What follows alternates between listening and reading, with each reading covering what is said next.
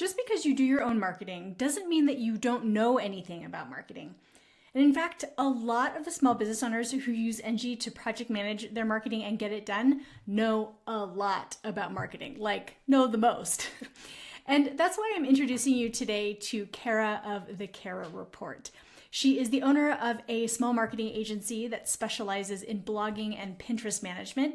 And when it comes to knowing how to market herself on the internet, Kara knows exactly what needs to get done, and she does it with the help of Enji. Hi, I'm Kara. I do blogging and Pinterest, search-driven marketing for other small businesses. So Taylor and I are both in the small business world.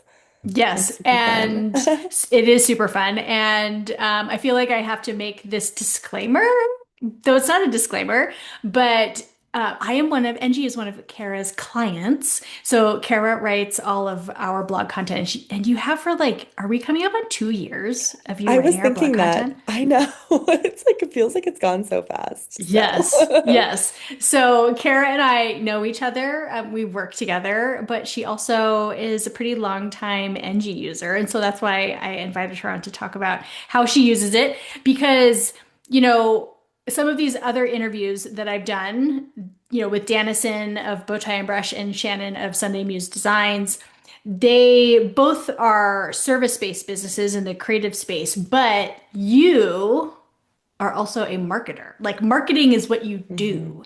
And so, I mean, I love nothing more than that's why you and I can chit chat for literally forever because I could talk shop about marketing Yeah, forever with you. forever. But that was one of the reasons that I thought asking or like getting some insight from you as to how NG has helped you get your marketing done would be extra interesting to folks.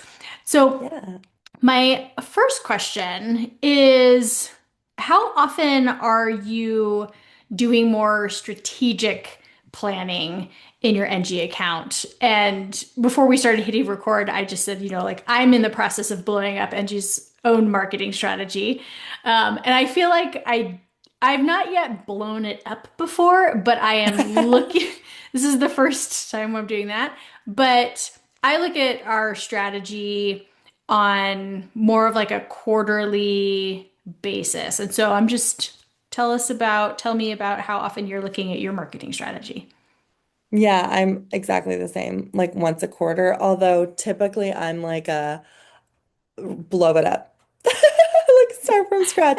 I don't know why I'm like that, but like I always like it's almost like part of my quarterly routine where I will like start a new strategy, see what NG recommends, add my own tasks that I know I want in there, evaluate. Like obviously I'm looking at KPIs every month like every other NG user, but I'm like taking that deeper dive in quarterly and then deciding like what tasks are moving forward. Yeah, I love that a lot because, you know, a lot of business owners, we get sort of stuck with our marketing because we continue to just do what we've done before, right? Because look, Hmm. and without having really asked ourselves, should I be continuing to do this as I've done it in the past? And so I do not Or even secretly like love that you do that. yeah, I feel like, and I know people will relate to this as like, am I doing this? Like, for example, like when I just like blew it up, I'm like, you know what? I've tried doing YouTube videos weekly. I move them to every second week. I'm just gonna pause it because and I love that NG just like makes you hyper aware of what you're not doing because you're like, Mm, those to-do lists will just they just be there, you know? Like, and they just like multiply, right? And you're like, you yep. know what? I'm not doing this. Yeah. So you can like, it's really apparent. And like, I don't know if we're going to talk about this later, Taylor, but I would say like, I run a business with marketing and I'm managing all of my client tasks somewhere else, right? So like when I had my marketing tasks in there previously, an overdue task, it's like, I have a million overdue tasks. Whereas like on NG, it's like, no, these are your marketing tasks that are not getting done. And it's just like very obvious in a way I really Yeah. appreciate. Yeah, the Today tab is kind of like can either make you feel like you are so on top of things or Yeah. you have really bitten off more than you can chew. And, I know that that's not a comfortable thing to see, but it's super important because, like you said, if you have ambitions, and aspirations of having a YouTube channel that's active and it's on Mhm. your calendar, but you just see that you are never getting it done, like just give yourself the permission to take that off of your strategy and make your plan something that's realistic. So you know the, Yeah. you know me as a person, I'm a tough love realist, and so like Mhm. there are things like that that are built into Engie so that like the stuff that you're not accomplishing follows you around so that you can make a decision based on that. So now that I know that you are looking more strategically at your marketing on a quarterly basis, what is your process for planning out the content that you're recording with the podcast and with your own blog and Pinterest? Because I know how we work together on it, Yeah. but I can only assume as a client that you're managing your own stuff in a different way. So talk to me about that. Yeah, so I mean mine's a little different because I'm not on social media. I Hmm. literally right now I'm like email, podcast, and blog. Like I'll do a weekly Hmm. blog that's separate from the podcast. So for the blog, I will literally like put in the topics for NG every month. Like I'll just do that once a month. Hmm. Um, and then, yeah, so like when I restart my strategy, I'll like have a task under blogging, or NG might even do it for me, but I think it does it Yep. once a month. So then I'll change it to once a week or whatever it is. Hmm. And then I'll go into the marketing calendar and I'll like put the topic that I want just so it's like ready for me because I feel like when it's like write a blog, it's like, you're like, well, what am I going to talk about? Blah, blah, blah, blah, blah. What have I already written? So I'll just do that like once a month and then podcasts, it depends if there's like something I want to focus on. So I just Hmm. started a membership that's still sort of in beta. So like for that, Mm. I've been like more strategic about my podcast, but in like making sure I'm like, priming the topic like we Yeah. all do for launching. Um, but in general, the podcast, so my blog is like very strategic, like keywords, these kind of topics, whereas my podcast, I feel more like it is a creative outlet, like this is what Hmm. I'm seeing in the industry. So I haven't typically planned those ones out, but I will put them into NG after I've decided it, and then I can Mm. keep track of like what's drafted, what's recorded, what's like scheduled. Yep. And I Yep. love the different tabs in the marketing calendar so I can like just see what's scheduled and like see how much runway I have. And sometimes it's like Hmm. nothing, and I'm like, I gotta get Like, get my stuff. oof. And sometimes I'm like, oh yeah, I got 3 weeks. Like it's good. Yeah. No. The planning of content, I get that some things need to be more fluid, right? And you know, I I'm always going to encourage people to do planning ahead of time, but Hmm. life is life and not everything has to be overly structured, right? Like there's stuff about even today on the day that we're recording this, I wanted to do, we didn't have a pre-planned story for Instagram. And I was like, I'm gonna do a little bit just like face to camera, a little bit more story driven, because I feel like I haven't shown my face in a more live manner on stories in a bit, right? So Yeah. there's this, you know, market, there's no equation to it at the end of the day. And Yes. however works for your brain and however you use the marketing calendar to make it work for you is the right way to do it. So, okay, 100%. this question I love asking because I feel like for a lot of folks, Angie sort of introduced this concept of marketing campaigns to people. Mm, Like a meeting that it introduced them to it because they didn't really realize like what a marketing campaign was and that they were already doing them in a lot of ways. yeah. So, how do you use the marketing campaign tool? And if so, like what sort of campaigns are you creating for yourself throughout the year? Yeah, okay, so I specifically love the way that Engie does marketing campaigns because I feel like so often we're like adding to our plate and there's like no end date to anything. Like Mm-hmm. I'm like notorious for that in my own business. So I'm like, oh, like if I just put an NG that like I want to prioritize, I don't know, like a recent one is like starting running ads. It's like, Mm, but I don't need it to be like for infinity because then I just like keep moving the start date. It's like, what if I just plan to do ads in Q3 and then like reevaluate? Or like, what if, I don't know, like for me, you know, I have pretty strong SEO. So like, yeah. yes, I want to keep up with weekly blogging and like build on that, but like for the website SEO tasks, like I don't need to have those as like reoccurring things twice a week on my, you know what I mean? So it's nice to Mm-hmm. have like, oh, this week I'm going to do a push for that. Or like I said Mm-hmm. with the podcast, like I know that I'm launching something that is like more new to my audience. I need the content to lead up to that so I can like do the launch a new service or what, even Yeah. though it's not that, but you know what I mean? Yeah. I No, love it. that's, I love that you say like nothing has to happen to like infinity.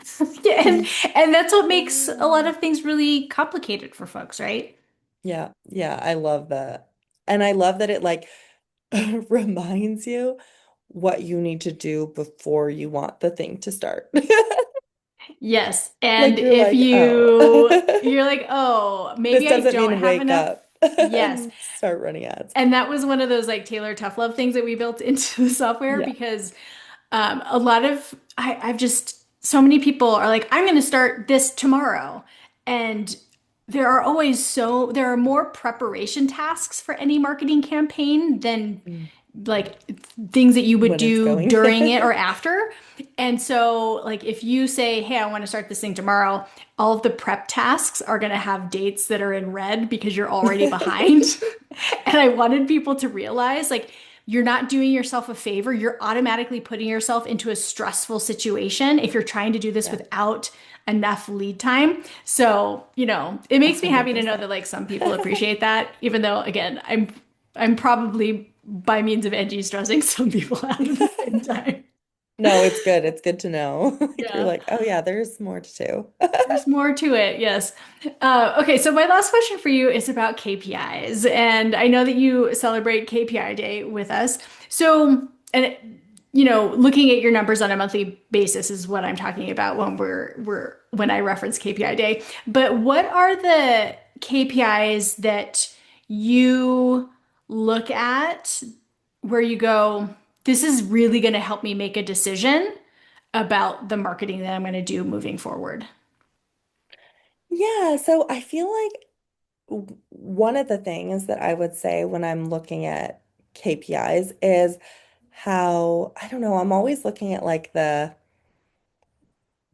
click-through rate or Mm, like, hmm that kind of thing. So, or like how the traffic is. I don't know. I look at it like almost like per platform. hmm And then it just felt really obvious. Like I feel like tracking my KPIs is one of the reasons why I was like, I am not doing Instagram anymore.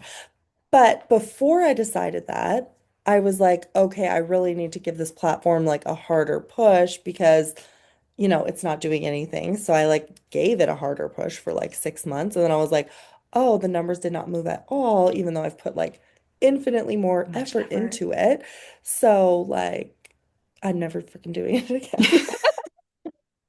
But you know what? The interesting thing is Shannon from Sunday Muse Designs, who I also recorded one of these interviews with, made the same decision. And now she's just occasionally showing up in stories, but she's getting more consistent inquiries now that she's not on Instagram because she's focused on the things that are moving the needle. And that's what I'm hearing from you. You're like, "Hey, I Yeah. put so much effort into trying to make this thing work, but at some point the numbers will show you where you're trying to jam a square peg into a round hole."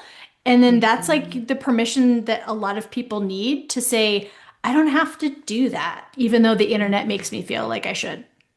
100%. Yeah. Like I was like, you know what? I can quit this and feel good about this because like I know that I tried and like whatever reason, it makes sense with my business too because I'm like telling people that they don't need to be on it.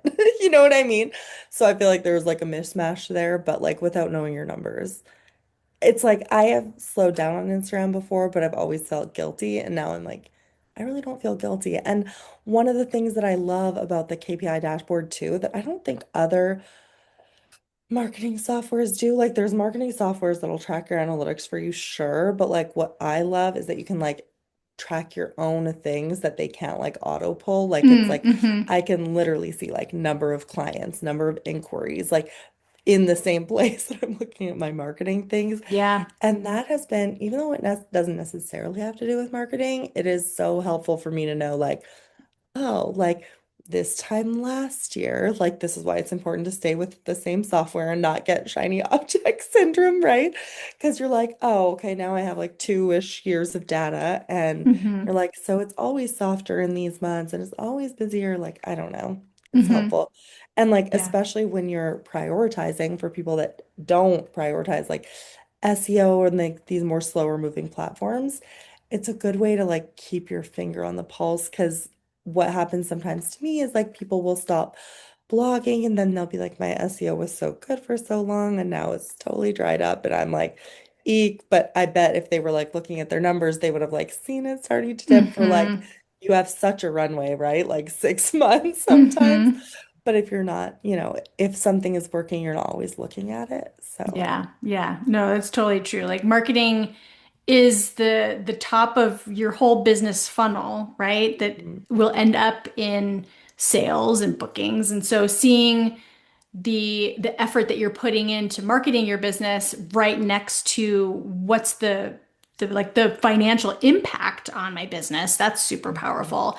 And yeah, like 100%. having tracking stuff that's slow moving, like if you aren't tracking it, you don't think it's moving at all. So you don't think it's important.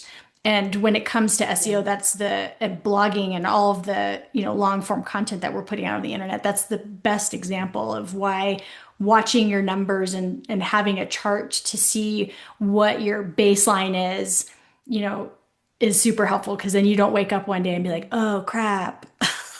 Because that's the thing is like our brains, and I know you're like a little psych nerd like me, it's like we look for evidence that like what we already think is true is true. So like if we Hmm. think we're constantly getting referrals, like we just look for evidence of that. And then that's why you can have such a delay when stuff slows down. You can't address it quick enough if you don't know Yep. about it. Yep, totally. Well, thank you so much for having this little chat with me about how you're using Engie. And we definitely slipped in a Of little bit course. of like a mini podcast episode about marketing while we were at it, because Can't obviously help that it. was going to happen. We No. can't help it. We can't help it, you guys. But tell the folks watching where they can find you. And as a client of Kara's, I put all of my full force and confidence behind hiring her to write your blogs and do your Pinterest. So where can people find you? Yeah, I appreciate that so much. You can find me at the Kara Report everywhere. That's my podcast name, my website. I have weekly blogs. I'm on Threads if you want to chit chat or DM or whatever. Yeah, all the places. Everywhere but Instagram. Everywhere but Instagram. Yeah, yeah, So exactly. you have an account. Well, Yeah. again, thank you so much, Kara. I appreciate you taking the time to record this with me. Even though Engie was built to be simple to use, doesn't mean that you can't be an expert marketer and get a lot from it. And Kara's experience is a great example of why using really intentional tools that understand what it is you need to do when you're doing your own marketing are often the best option because they speed up the process. And if you do your own marketing for your own small agency or consulting business, give Engie a try free for 14 days to see how simple it can be to plan all of your marketing in one place and how much time you save while you're doing it with Engie. The link to get started is in the video description below, or you can head straight to engie.co.